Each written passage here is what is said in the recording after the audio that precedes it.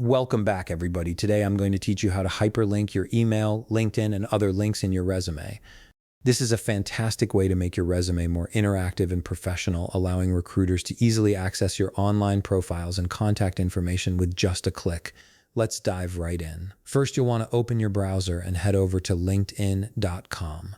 Once you're there, go ahead and log into your LinkedIn account using your credentials. This step is important because we need to grab your personal profile URL to use in your resume later. After you've logged in, click on your profile picture or navigate to your profile page.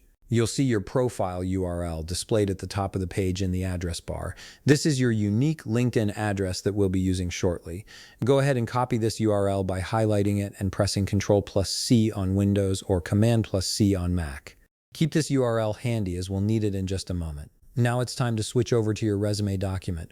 Open up your resume in whatever word processor you're using, whether that's Microsoft Word, Google Docs, or another program. This is where we'll start adding those clickable hyperlinks that will make your resume stand out. Let's start with your email address. Type in your email address exactly as you'd like it to appear on your resume. Here's a neat trick. After typing your email, simply press the spacebar on your keyboard. Most word processors will automatically recognize the email format and convert it into a clickable hyperlink. It's that simple. Next, let's tackle your LinkedIn profile link. Type the text you want to display, for example, LinkedIn profile or visit my LinkedIn. This text will be what recruiters see and click on. Once you've typed it out, highlight the text by clicking and dragging over it with your mouse. With the text highlighted, right-click on it to bring up a context menu.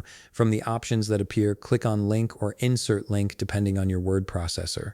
This will open a dialog box where you can enter the web address. In the address field that appears, paste the LinkedIn URL we copied earlier. You can do this by pressing Ctrl+V on Windows or Command+V on Mac. Make sure the URL is complete and starts with https:// to ensure it works properly.